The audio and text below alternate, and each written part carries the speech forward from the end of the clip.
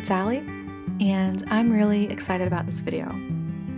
I finally completed the new Zelda game, Breath of the Wild, and it was awesome. I'm a big Zelda fan, and I've been a fan since I was very little. This game is so amazing. It's the game that fans have been waiting for, and I was so satisfied with it. I really wanted to create a little something with it. I love all the characters in the game, but I loved these little Koroks the most. They were also in Wind Waker, but I thought they really shined in Breath of the Wild because there were so many of them. There were 900 in Hyrule, and I couldn't even find close to 200 of them. And I loved the little community that they had. They had a huge home in the forest, and the little side quests you had to do with them for the shrines were so much fun. So onto the art. I'm keeping it flat. I'm not painting with my usual style of letting edges and colors fade. I'm keeping it flat because I'm experimenting with new paper. Instead of a cold press watercolor block, which I usually use, I'm using loose leaf hot press watercolor paper. Because it's hot pressed, it doesn't have as much texture as a cold press paper does. It still has a little bit, just not as much. And I love that textured look, and I know that most of my work has that texture look to it, but I need to branch out and try some new stuff. Even though the art is pretty simple and not that experimental. The paper isn't stretched either, so I did not use a lot of water on the paper.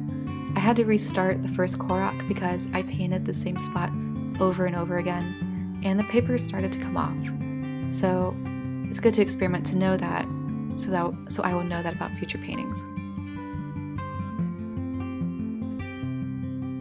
And I'm going to scan these in digitally and fix them up a little bit.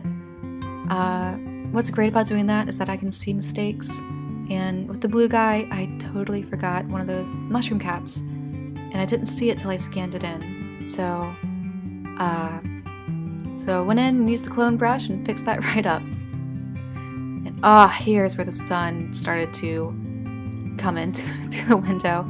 This drove me nuts. I really need to get some curtains. The blinds do nothing for the sun. So I had to tape up one of my old college art pieces to stop the sun twice. Actually, that could be an interesting future video. I still have a lot of my old stuff. Some of it a little embarrassing, but some of it's okay. Would be interesting to see. And I'm not going to do a lot of line art. I'm also saving that to be put in digitally just because these little guys are so small. I think I guess they're around 5x5, maybe a little smaller. Some of them might be a little bigger. And at the moment, I didn't have a brush small enough. So there is some line work, but I'm going to really fix that up really nicely digitally, and then boost the colors and clean up a few areas. And I'm not going to show the digital part since I don't think it's really integral to the piece. You'll be able to see that I cleaned it up in the final images a little bit. And this is my favorite Korok of the series. I like that he's teal, which is my favorite color, and I like that he's not really happy to be there. He looks a little confused, and I think that's really cute. So this is my favorite one of the series. So yeah, I've been a big Zelda fan since I was very little. I remember watching my brother play the first Zeldas on the NES, and at the time I was really young and really just trying to play with my brother instead of just playing a video game. And I do remember playing Princess Tomato and not really understanding it. A Barbie game and a Sesame Street game on the NES when I was old enough to play.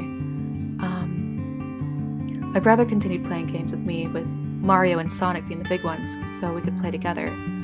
It wasn't until Ocarina came out is when I really got hooked, and I've been playing Zelda games ever since. I think it hit me at the right age to get me to start playing more games. I think I owe my brother a lot of credit for getting me into games, and if it wasn't for him playing with me, and my parents buying him the first system, and him handing them down to me, I don't think I would have gotten into it. Oh, and here's my buddy. Here's Theon from the last video. Yeah, he's always by my side somewhere. There's definitely some cat hairs in the watercolor pots there. Anyways, if you have yet to play Breath of the Wild, I have to say you gotta get on it. It's so much fun. It's the type of game that'll keep you up into the wee hours of the morning, and you'll stay up the next night and the next night. It really is an awesome game, and I really don't want to critique it, even though I do have some critiques. I still think it's a 10 out of 10. It's worth it. So thank you for watching my video. If you like it, please hit the like button and hit the subscribe button. And thank you so much for your time, and I will see you in the next video.